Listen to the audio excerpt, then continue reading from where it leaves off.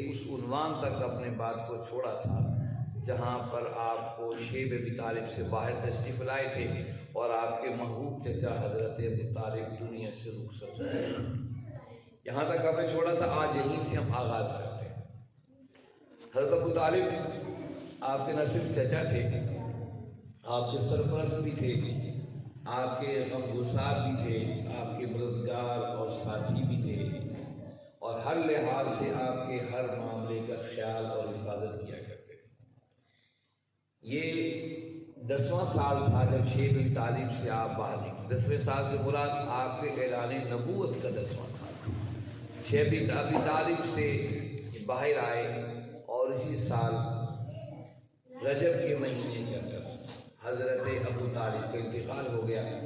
حضرت ابو طالب کے انتقال سے پہلے آپ کو یاد ہوگا میں نے عرض کیا تھا کہ آخری لمحے کے اندر وفد قریش ایک بار پھر آیا تھا، اہل مکہ کا وفد آپ سے بات کرنے کے لیے، اور آپ نے ان کے جواب میں ایک بات کہی تھی، چچا میں ان سے ایک بات کہتا ہوں، اگر میری ایک بات کو تسلیم کر لیں پھر دنیا کے اندر انہیں کی حکمرانی ہو۔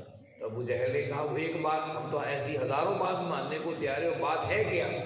آپ نے فرمایا قولوا لا الہ الا اللہ تفلحوا العرب والعجم، تم صرف لا الہ الا اللہ کہہ دو، عرب و عجم کے تم بادشاہ بن جاؤ گے، اور سارے عجم کے لوگ تمہیں اپنا خراج دیں گے، ٹیکس دیں گے، تم حکمران فقط لا الہ الا اللہ کہہ دو۔ اور یہ آج بھی یہی اعلان اس امت مسلمہ کے لیے، دنیا بھر کے انسانوں کے لیے ہے کہ لا الہ الا اللہ، اس پر یقین اور اقرار کر لو، پھر دنیا کی تختیں اور دنیا کی بادشاہتیں تمہارے قدموں میں ہوں گی۔ آج ہمیں لا الہ الا اللہ پر یقین نہیں ہے۔ 58 اسلامی ملکوں کے ہوتے ہوئے ہم اس غیر تزلزل کا اور عجیب شکار ہے کہ ہمیں یقین کی کیفیتیں ایسی متزلزل ہیں، ہم ہر وقت ڈرتے ہیں فلاں کیا کہے گا اور فلاں کیا کہے گا۔ اور آپ کے سامنے بات موجود ہے کہ آپ اور ہم نے جن کی چاکریوں کی انتہا کر دی، جن کے لیے اپنے خطے حوالے کر دی، جن کے لیے اپنے مسلمان بھائیوں کے لیے قتل عام کیے، جن کے لیے ہم اپنے مسلمان بھائیوں کو باندھ باندھ کر جن کے حوالے کرتے رہے، وہ آج آپ کے 5 اداروں پر پابندی لگانے کا اعلان کر چکا ہے۔ دیکھیے جب لا الہ الا اللہ کو پیچھے چھوڑیں گے، دنیا کی ساری طاغوتی طاقتیں آپ کو مارتی رہیں گی جب تک لا الہ الا اللہ کا اقرار نہیں کر لیتے، اس پر کھڑے نہیں ہو جاتے۔ یہی پیغام اللہ کے نبی صلی اللہ علیہ وسلم نے حضرت ابو طالب کے آخری لمحات میں ان کے حوالے کیا تھا، لیکن ان لوگوں نے اس کا انکار کیا۔ حضرت ابو طالب صاحب فراش تھے اور شدید بیمار ہو گئے، اور اسی بیماری میں وہ دنیا سے رخصت ہو گئے۔ اس حوالے سے بہت سی روایات موجود ہیں۔ حضرت ابو طالب نے کیا کلمہ پڑھ لیا تھا، مسلمان ہو گئے تھے کہ یا کہ نہیں، یہ ایک مختلف فی مسئلہ اس امت کے اندر مسلسل چلا آ رہا ہے۔ بخاری شریف کی حدیث ہے جس میں فرمایا گیا کہ وہ اللہ کے نبی صلی اللہ علیہ وسلم نے حضرت ابو طالب کو آخری لمحات میں دعوت دی کہ آپ اسلام کو قبول کر لیں اور میں آپ کی گواہی دوں گا۔ جب آپ نے یہ بات کہی تو اس کے گرد جو ہے دوسرے جو کفار بیٹھے تھے بار بار ابو طالب سے کہتے رہے ابو طالب ہوش کرنا، ابو طالب ہوش کرنا، آخری لمحے میں اپنے آباء و اجداد کے دین کو نہ چھوڑنا۔ یہاں تک کہ آخری الفاظ ابو طالب کے منہ سے نکلے وہ بنی عبد المطلب نکلا کہ میں عبد المطلب کی عقیدے پر اسی پر رخصت ہو گئی۔ ایک روایت یہ موجود ہے، اور ایک روایت عباس رضی اللہ عنہ کی موجود ہے، جب اللہ کے نبی صلی اللہ علیہ وسلم کو بار بار اللہ کے نبی صلی اللہ علیہ وسلم ابو طالب کو اسلام قبول کرنے کی دعوت دے رہے تھے، تو عباس جو اس وقت مسلمان اندر سے مسلمان تھے اور بظاہر وہ دشمنوں کے حالات اور خبر اللہ کے نبی صلی اللہ علیہ وسلم کو دیا کرتے تھے، انہوں نے اپنے کان ابو طالب کے ہونٹوں سے لگائے اور کہا کہ بھتیجے آپ کو خوشخبری ہو، یہ وہی الفاظ ادا کر رہے جو آپ کہہ رہے تھے۔ بہرحال یہ روایات بھی موجود ہیں کہ سب سے کم ترین عذاب حضرت ابو طالب کو ہوگا، لیکن یہ بات بھی ہماری سمجھ میں آتی ہے، قرآن نے کہا الم یجدک یتیما فآویٰ، کہ اللہ نے فرمایا کہ میرے محبوب ہم نے آپ کو یتیم پایا اور ٹھکانہ عطا کیا، اور وہ ٹھکانہ حضرت عبد المطلب اور ابو طالب کا گھر تھا، اور ٹھکانہ جو محمد کریم صلی اللہ علیہ وسلم کا ہو وہ بھی جہنم کا ٹھکانہ تو نہیں ہو سکتا ہے، وہ جنتی ٹھکانہ ہی ہو سکتا ہے۔ بہرحال میں ذاتی طور پہ اپنے ذاتی معاملے ابو طالب کے لیے حضرت ابو طالب کا لفظ استعمال کرتا ہوں کہ بعضوں کو برا بھی لگے، لیکن بہرحال حضرت ابو طالب نے اللہ کے نبی صلی اللہ علیہ وسلم کی محبتوں کی انتہا کی، جنہوں نے حضور سے محبت کی، ہماری محبتیں بھی انہیں کے لیے ہیں، باقی اللہ جانے ان کا معاملہ کیا ہوگا اور اس کا رسول جانے ان کا معاملہ کیا ہے۔ بہرحال حضرت ابو طالب کی وفات کے ٹھیک 2 مہینے بعد ماہ رمضان میں آپ کی غم گسار بیوی حضرت اماں خدیجہ کبریٰ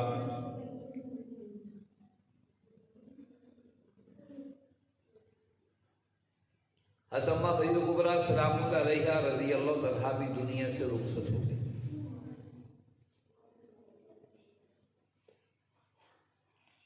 ان کی رخصتی جس وقت ہوئی تو یہ آپ پر بڑی ہی تکلیف دہ حالات تھے، تو آپ نے اسے عام الحزن قرار دیا، غم کا ساتھ۔ آپ فرماتے تھے جب لوگوں نے میرا انکار کیا تو خدیجہ مجھ پر ایمان لائیں، جب لوگوں نے مجھ پر مشکلات کے راستے کھولے خدیجہ نے میرے لیے آسانیاں کی، جب لوگ اپنے مال کو میرے سے روک رہے تھے خدیجہ اپنے مال کو مجھ پر نشاور کر رہی تھی، اور اللہ نے مجھے حضرت خدیجہ رضی اللہ تعالیٰ میں سے اولاد عطا کی۔ آپ کے جتنے بھی بیٹی بیٹیاں تھے سوائے حضرت ابراہیم کے، ان کی ساری اولاد حضرت خدیجہ کبریٰ سلام اللہ علیہا رضی اللہ تعالیٰ سے ہوئی۔ یہ بڑا غم کا سال تھا، تکلیف دہ سال تھا، آپ کی دو محبوب شخصیتیں دنیا سے رخصت ہو گئی تو آپ نے اسے عام الحزن غم کا سال قرار دیا۔ اب آپ دیکھ رہے تھے کہ وہ سارے بند ٹوٹ پڑے ہیں جو اہل مکہ اب تک خاموش بیٹھے تھے اور ابو طالب کی وجہ سے آپ کو اذیتیں پہنچانے سے رکے ہوئے تھے، اب وہ سارے بند ٹوٹ گئے اور نبی کریم صلی اللہ علیہ وسلم اور صحابہ کو براہ راست نشانہ، صحابہ تو پہلے ہی براہ راست نشانہ تھے، اللہ کے نبی صلی اللہ علیہ وسلم کو براہ راست نشانہ بنایا گیا۔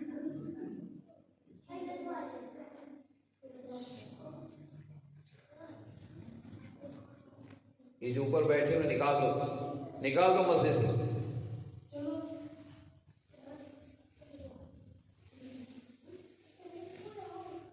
اب یہ غم کا سال، ان ساری تکلیفیں اور مشقتوں کے تکلیف رستے جو ہے وہ کھول دیے۔ اللہ کے نبی صلی اللہ علیہ وسلم تکلیف کی حالت کے اندر بڑی مشقتیں اور بڑی تکلیفیں آ پڑیں۔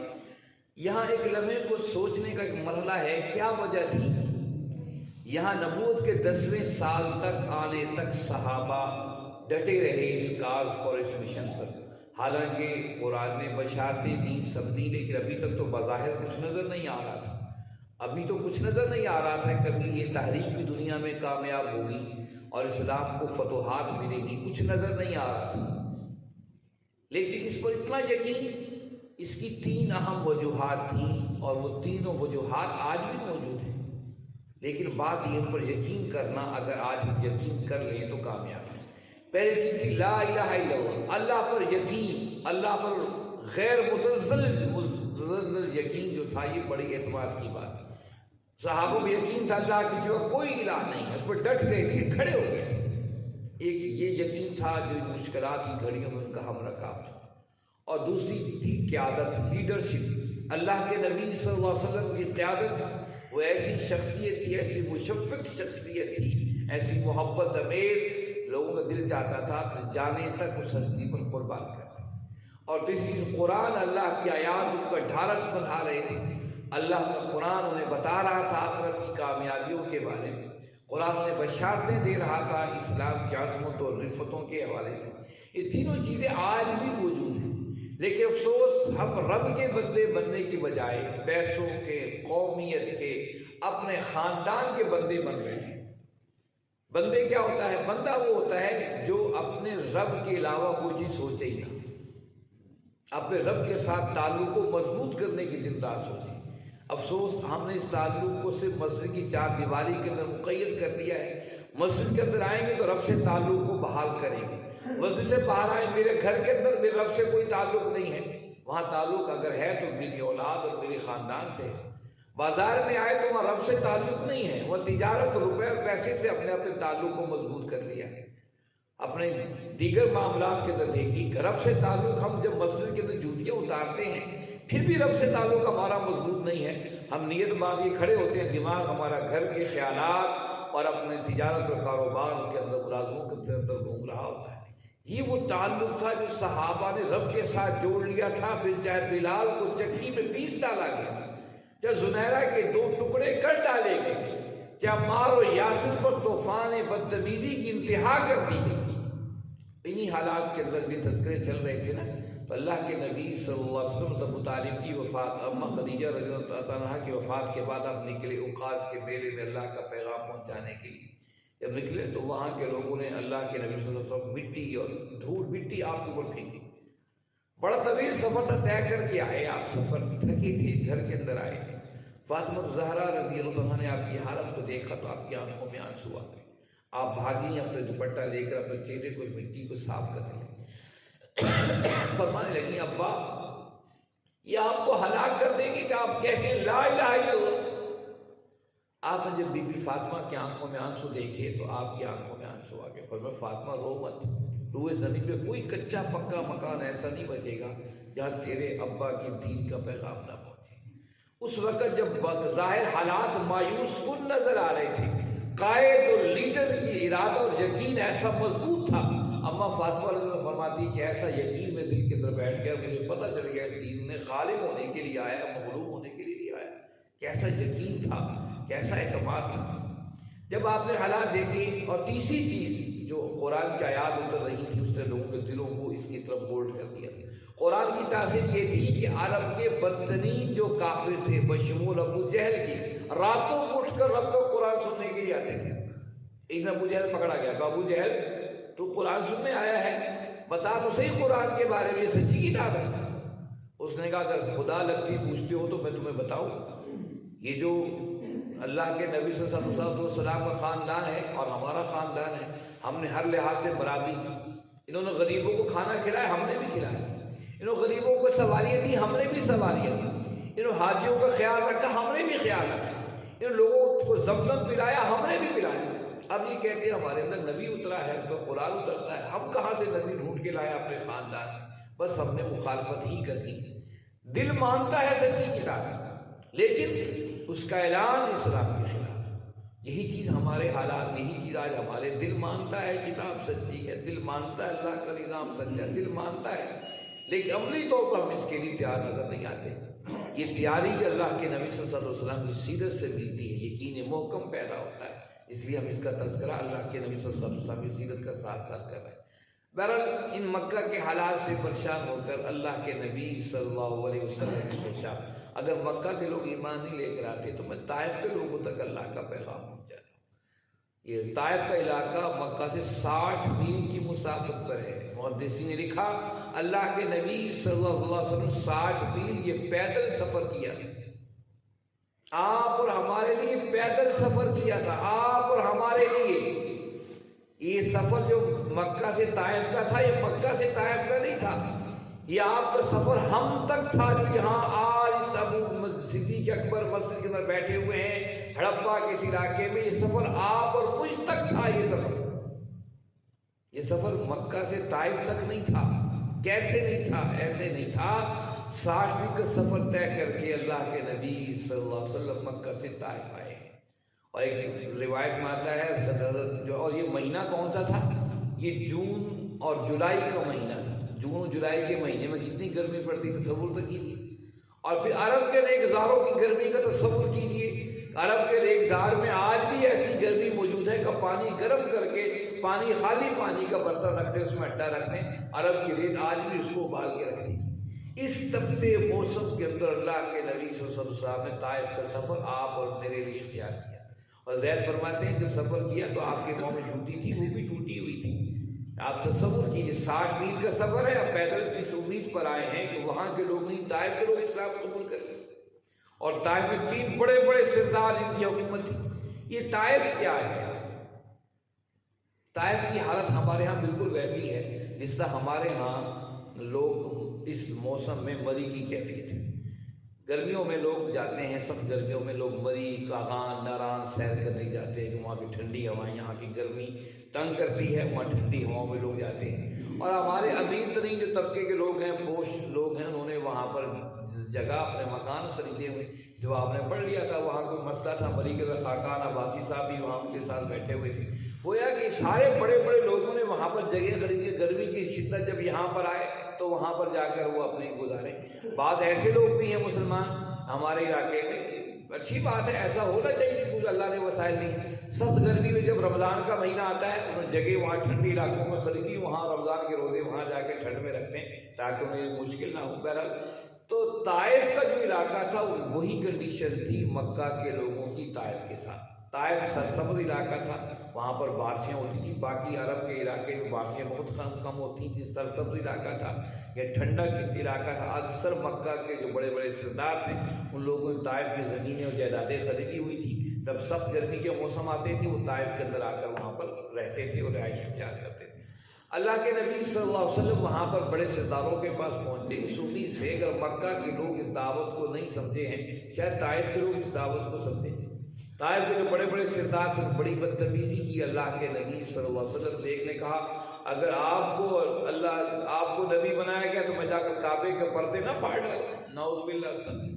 ایک شخص نے کہا کہ دروازے بند کر دیے، کہا اگر آپ اللہ کے نبی ہیں تو میں آپ کی بات سننے کو تیار ہی نہیں ہوں، اگر آپ سچ ہوئے میں نے انکار کر دیا تو میں تو مر گیا، اور اگر آپ جھوٹے ہوئے تو پھر بھی میں مر گیا، آپ کی بات پہ عمل کر کے میں سنتا ہی نہیں، دروازے گھر کے بند کر لیے۔ تیسرے نے کہا کہ نعوذ باللہ استغفر اللہ، آپ ملے تھے پورے عرب مکہ کے سردار مر گئے تھے، انہیں اللہ نے نبی نہیں بنایا، آپ کو بنایا، ایک یتیم بچے کو نبی بنا دیا۔ آپ نے کہا کہ طائف کے سرداروں نے دروازے بند کر دیے۔ آپ نے طائف کے سرداروں سے کہا دیکھو جو تم نے مجھ سے باتیں کہی ہیں ان کا باہر ذکر نہ کرنا، میں جانوں اور باہر کے لوگ جانیں۔ لیکن لوگوں نے الٹا یہ کام کیا کہ جو نوجوان لڑکے والے وہاں موجود تھے ان کو اکٹھا کیا اور کہا کہ محمد کریم صلی اللہ علیہ وسلم صاحب پر پتھر برساؤ، یہاں سے نکالو۔ زید بن حارثہ رضی اللہ عنہ جو آپ کے منہ بولے بیٹے تھے، آپ کے ساتھ غلام بھی تھے، آپ کے ساتھ سفر میں شریک تھے، اور فرماتے ہیں کہ مسلسل دونوں طرف لڑکے موجود تھے جو آپ کو پتھر برساتے تھے، میں کبھی آگے ہو جاتا کبھی پیچھے کبھی دائیں، ایسی شدید کیفیتیں مجھ پر نہیں گزری۔ اور یہ طائف کا سفر اتنا کٹن تھا، بعض مورخین نے لکھا کہ وہ 3 میل کا سفر ہے جو وہاں سے طائف سے لے کر اس باغ تک آپ نے سفر کیا جہاں جا کر آپ نے پناہ لی، اور بعض مورخین نے لکھا ہے کہ وہ 8 میل کا سفر تھا، 3 میل کا ہو یا 8 میل کا ہو، 3 میل ہی کو لے لیجیے، 8 میل کو ہم چھوڑے، 3 میل کے سفر کو لے لیجیے۔ 3 میل مسلسل دونوں طرف کھڑے افراد آپ پر پتھر زنی کر رہے تھے، آپ کو تکلیف دے رہے تھے، کوئی معمولی بات نہیں۔ یہی وجہ تھی جب غزوہ احد میں اللہ کے نبی صلی اللہ علیہ وسلم زخمی ہوئے، ایک رات اما عائشہ صدیقہ رضی اللہ عنہا آپ کے ساتھ تھیں، آپ کو بڑا کلک اور تکلیف تھی کہ غزوہ احد میں آپ سب زخمی ہو گئے۔ آپ نے ویسے ہی پوچھا یا رسول اللہ صلی اللہ علیہ وسلم میرے مالک میرے سرتاج ذرا یہ تو بتائیے کہ آپ کی زندگی کے سخت ترین مرحلہ کون سا تھا؟ اما عائشہ فرماتی میں یہ سوچ رہی تھی آپ غزوہ احد کا ذکر کریں گے، اس میں آپ زخمی ہوئے، لیکن آپ نے کہا کہ عائشہ وہ دن مجھ پر بڑا سخت تھا جب میں طائف کا سفر اختیار کیا۔ آپ کو طائف کا سفر زندگی بھر نہیں بھولا، لیکن آپ نے کبھی اس کا تذکرہ ہی نہیں کیا۔ حیران ہوتے ہیں کہ پورا آپ نے سفر کی مشکلات کا ذکر اما عائشہ سے کیا۔ آپ تاریخ کی ساری کتابیں اٹھا کے دیکھ لیں، آپ نے اما عائشہ صدیقہ رضی اللہ عنہا کے علاوہ کبھی بھی آپ نے طائف کے ظلم کا تذکرہ ہی نہیں کیا۔ یہ ہے وہ بڑا پن، یہ ہے وہ عظیم انسان کی عظمت اور رفت ہے جس نے اپنے دکھ اپنے سینے میں چھپائے رکھے اور کبھی اس کا اظہار تک نہیں کیا ہے۔ ایسے نبی کے ساتھ ہماری وفائیں نہ ہو تو کس کے ساتھ؟ ہم دنیا کے لیڈروں کو لیڈر بنا لیے، کیسے لیڈر ہے؟ لیڈر و قائد تو وہ ہے جس نے اپنے آپ کو اس امت کے لیے آپ اور ہمارے لیے وقف کر دی، اس کی قائد، اس کی صلاحیتیں، اس کی رہنمائی کو چھوڑ کر ہم نے بڑے اور چھوٹے دنیا کے رہنما بنا لی۔ یاد رکھیے قلبی رہنما محمد کریم صلی اللہ علیہ وسلم تھے، آج بھی ہماری زندگی اور ہمارے عمل اور کردار کے رہنما محمد کریم صلی اللہ علیہ وسلم، اور کل قیامت والے دن کی رہنمائی آقا کریم صلی اللہ علیہ وسلم کی ہی چلے گی اور کسی اور کی لیڈرشپ نہیں چلے گی۔ افسوس ہم کہتے ہیں ہاں حضور تو ہمارے لیڈر ہیں، لیکن دنیا کی زندگی بھی تو ہم نے چلانی ہے۔ اوے اللہ کے بندو، وہ لیڈر کیا جو آپ کو ایک طرف کی زندگی دے دوسری طرف کی زندگی نہ دے؟ آپ ہمیشہ ایسی جگہ سفر کر رہے ہو، ایسے ہوٹل میں ٹھہرنے کی کوشش کرتے ہیں کہ نماز کی سہولت بھی ہو، کھانے کی سہولت بھی ہو، واش روم کی سہولت بھی ہو۔ آپ ہمیشہ ایسی جگہ دکان کو تلاش کرتے ہیں آپ کو سواری سے بھی نہ اترنا پڑے آپ دکان سے چیزوں کو خرید سکیں۔ آپ زندگی میں سہولت تلاش کرتے ہیں، اور زندگی میں آپ کو جو سیاست بھی دے، دین بھی دے، دنیا بھی دے، اور زندگی کے ہر مرحلے کی قائدانہ صلاحیتیں بھی آپ کے حوالے کرے، ایسے لیڈر کو چھوڑ کے دنیا دار لیڈروں کے پیچھے آپ اور ہم زندگی کمائے بیٹھے ہیں۔ میں حیران ہوتا ہوں۔ آقا کریم صلی اللہ علیہ وسلم کائنات کے سب سے بڑے رہنما ہیں، وہ کل بھی تھے، آج بھی ہیں، اور قیامت والے دن سارے انبیاء آپ کے جھنڈے کے نیچے اور آپ کی قیادت کے صلی اللہ علیہ وسلم ہیں، کیوں نہ ہم اپنی اس مختصر زندگی میں آقا کریم صلی اللہ علیہ وسلم کو لیڈر اپنی زندگی کا مان لیں؟ یہ ہم ماننے کو تیار نہیں۔ جس وقت اس امت نے اللہ کے نبی صلی اللہ علیہ وسلم کو اپنا لیڈر اور زندگی کا رہنما تسلیم کر لیا، اپنے عمل اور کردار رویوں سے یہ امت کامیابی کے منزلیں طے کرتی چلی جائے۔ آج ہم نے چھوٹے بڑے لیڈر بنا لیے۔ تو اللہ کے نبی صلی اللہ علیہ وسلم طائف کے وہاں 3 میل کا سفر آپ نے کیا، اور مورخین نے لکھا کہ آپ کی جوتیوں کے اندر خون جم چکا تھا جب اس باغ میں ٹھہرے۔ رضی اللہ عنہ بڑی مشکل سے آپ کے پاؤں سے جوتیاں اتارے۔ پتہ ہے جوتیوں کے اندر خون کب جمتا ہے؟ جب پنڈلیوں سے خون نکلے، جسم کسی حصے سے خون نکلے وہ پاؤں کی جوتی تک نہیں پہنچتا ہے۔ پاؤں کی جوتی خون جب پہنچتا ہے جب پنڈلی سے خون نکلے، اور پنڈلی جو ہے یہ مسل کے ساتھ جڑی ہے، مسل کے اندر جو ہے مسلسل ایک ہی جگہ ضرب لگتی رہے، وہ پہلے جگہ ریڈ ہوتی ہے، پھر سیاہ ہوتی ہے، پھر پھٹتی ہے، پھر بلڈ وہاں سے نکلتا ہے۔ یہ مسل جو ہے بڑے مضبوط ہوتے ہیں۔ تصور کیجئے مسلسل پتھر برس کے آپ کے پاؤں پر ریڈ ہوئے ہوں گے، آپ کی پنڈلیاں پھر بلیک، اور پھر وہاں سے بلڈ رشتہ آپ کی جوتیوں تک پہنچا ہوگا۔ تصور تو کیجئے کس طریقے سے مشقتیں تکلیفیں اٹھائیں۔ میں نے کہا یہ سفر اللہ کے نبی صلی اللہ علیہ وسلم نے مکہ سے طائف تک نہیں کیا، آپ وہ سفر مکہ سے ہم تک کیا جو یا میں اور آپ یہاں پر بیٹھے ہیں۔ جب آپ باغ کے اندر پہنچے، جبریل آسمان سے اتر آئے، کہنے لگے یا رسول اللہ صلی اللہ علیہ وسلم میرے پاس یہ پہاڑوں کا فرشتہ موجود ہے، آپ ابھی حکم دیں ابو قبیس، یہ 2 بڑے پہاڑ تھے طائف اور مکہ گر تھے، یہ آپ انہیں حکم دیں دونوں پہاڑوں کو ملا کر چکی میں پیس کے رکھ دیں گے طائف کے لوگوں۔ اور اللہ کے نبی صلی اللہ علیہ وسلم کو وہ خیال آپ اور ہمارا تھا۔ صدیق اکبر ہڑپا کے لوگوں، یہاں کے لوگ آپ اور ہمارا خیال، فرمایا کہ سنو جبریل، یہ نہیں تو ان کے بعد کی نسلیں اس دعوت کو قبول کریں، اس پیغام کو لے کر اٹھ کھڑے ہوں گے، دنیا کے اندر اللہ کا پیغام پہنچائیں گے۔ اور یہ پیغام اتنا اہم تھا کہ جبریل چلے گئے۔ یہ طائف کا ہی وہ شخص نوجوان تھا جس کو محمد بن قاسم کے نام سے یاد کیا جاتا ہے، انہی کے نسلوں سے اس نے اسلام قبول کیا محمد بن قاسم نے، اور پھر یہاں ہندوستان پہنچ کر اللہ کا پیغام آپ اور ہم تک پہنچایا۔ اس لیے میں کہتا ہوں سفر مکہ سے طائف کا نہیں تھا، وہ مکہ سے آپ اور ہم تک کا وہ سفر تھا کہ حضور فرماتے ہیں ہاں پیس ڈالو، تو آپ اور ہم آج بھی اسی ہندو اور انہیں بدھ مت اور ان کے چکروں میں آج بھی ہم پیچھے ہوتے۔ لا الہ الا اللہ کا نظام وہ طائف کی ان نگلی ہوئی دعاؤں کا اثر ہے جس کی وجہ سے محمد بن قاسم یہاں تک پہنچے اور یہاں تک آپ اور ہمیں اسلام کا پیغام پہنچایا، اور آپ اور ہم مسلمان ہیں۔ اس لیے میں کہتا ہوں وہ سفر مکہ سے طائف کا نہیں تھا، وہ مکہ سے ہم تک کا سفر تھا جو آج ہم اسلام کی دولت سے مالا مال ہیں۔ اور اس پر اسی پر بس نہیں ہے، وہ جو باغ کا مالک تھا، باغ کا جو مالک تھا وہ تھا، اس کا تعلق مکہ سے تھا، اس نے اپنے غلام اداس کو بھیجاؤ، یہ لگتا ہے محمد میرے ہی مکہ کے ہیں۔ دل تو بسیج جاتے تھے لیکن اسلام کو قبول کرنے کے لوگ تیار نہیں تھے۔ کہا یہ اداس کا یہ انگور لے جاؤ، اسے انگور کھلاؤ۔ اداس لے کر آیا انگور، اللہ کے نبی صلی اللہ علیہ وسلم کے سامنے رکھ دیا، آپ نے پڑھا بسم اللہ، بسم اللہ کہہ کر آپ نے انگور اٹھایا منہ میں ڈالا۔ اب یہ اداس کے لیے نہیں بات تھی، وہ تو دیکھتا تھا اپنے بڑوں کو کھانا کھاتے، خود بھی جب بھی ہاتھ اٹھاتا کھانا کھا لیتا تھا، لیکن اللہ کے نبی صلی اللہ علیہ وسلم بسم اللہ پڑھی تو اس نے کہا کہ اے محمد یہ الفاظ یہاں کے لوگ تو ادا نہیں کرتے ہیں۔ جب اسے یہ بات کہی تو اللہ کے نبی صلی اللہ علیہ وسلم کی دورس نگاہوں نے پہچان لیا یہ جو اداس ہے یہاں کا نہیں ہے۔ فرمایا کہاں سے ہو؟ کہا کہ میں نینوا کا رہنے والا ہوں۔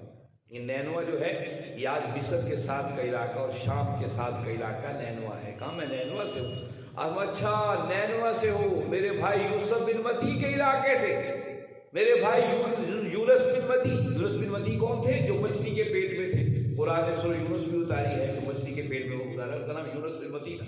کہا میرے بھائی یونس متی کے، یونس بن متی کے علاقے سے۔ اداس نے کہا آپ یونس بن متی کو جانتے ہیں؟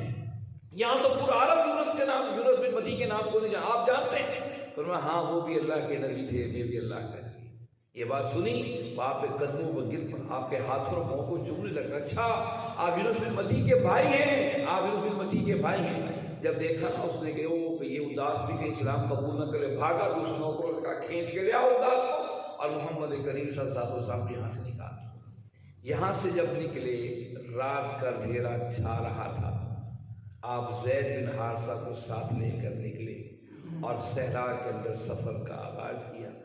اور جب رات کچھ گہری ہو گئی آپ نے زید سے کہا زید ذرا یہاں پہ ٹھہرو، میں اپنے رب سے کچھ دو چار باتیں کر لوں۔ زید کو ٹھہرایا۔ اب رات کی اندھیروں میں چلتے چلتے کچھ دور گئے، اپنے ہاتھوں کو اٹھایا کہ اللہم اشکو ضعف قوتی وقلت حیلتی وحابنی علی الناس انت رب الضعفاء وانت ربی۔ اللہ میں اپنے شکوے اور شکایتیں تجھ سے کرتا ہوں، کیا تم مجھے لوگوں کے حوالے کر دے گا؟ اور تو کمزوروں کا رب ہے، تو میرا رب ہے، انت ربی، تو میرا رب ہے۔ آپ کی آنکھوں سے آنسو جاری تھے، رب سے آہوزاری کر رہے تھے۔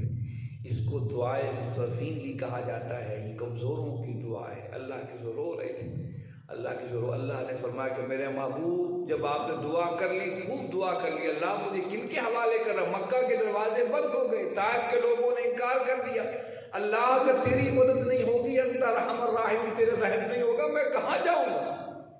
آپ آنکھیں بند کر رب سے دعائیں کر رہے تھے، کافی دیر گزر گیا۔ آپ رب نے فرمایا میرے محبوب ذرا آنکھیں کھول کے تو دیکھیے۔ آپ نے آنکھیں جو کھولی، حد نگاہ تک سفید کپڑوں میں لبوس لوگ ہی لوگ بیٹھے ہیں۔ آپ نے کہا یہ کون ہے؟ آپ حیران ہو گئے۔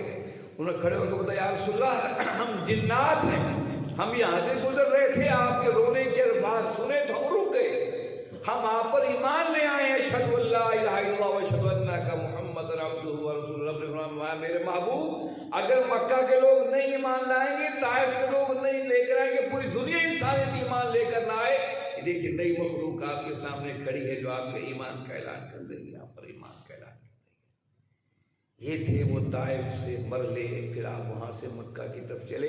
انشاءاللہ پھر آئندہ اتوار کو تذکرہ ہوگا کہ مکہ تک آپ کیسے پہنچے تھے، مکہ تک آپ کے ساتھ کیا معاملے ہوئے، اس سے وہ بھی تذکرہ بڑا اہم ہے۔ ہر اتوار کو ہم اللہ کے نبی صلی اللہ علیہ وسلم کی سیرت کا تذکرہ اس لیے کرتے ہیں ہماری نئی نسل حضور کی سیرت کو جائے، حضور کی سیرت کو۔ یہ قرآن ایسے ہم تک نہیں پہنچ گیا، 30 باروں بند الماریوں میں رکھا ہوا ہے، گھروں میں ہم نے سجایا ہوا ہے، ایسے ہی ہم تک نہیں پہنچا ہے۔ اس کے لیے کائنات کے سب سے بڑے رہنما محمد کریم صلی اللہ علیہ وسلم کس تکلیفوں تک ہم تک پہنچایا ہے، تکلیفیں مشقتیں سہ کر، اور ہمارے پاس یہ قرآن آیا، ہم نے فقط سواد کی کتاب پڑھ کے سمجھ کے اس کو ٹھپ کر کے رکھ دیا۔ پھر کئی گھر میں ضرورت پڑی جنات آ گئے، لوگ قرآن لے آؤ، نئی دکان بنائی ہے لوگ قرآن لے آؤ، گاڑی خریدی ہے لوگ قرآن لے آؤ، گھر خریدا ہے قرآن لے آؤ، کوئی مر گیا ہے تو قرآن لے آؤ۔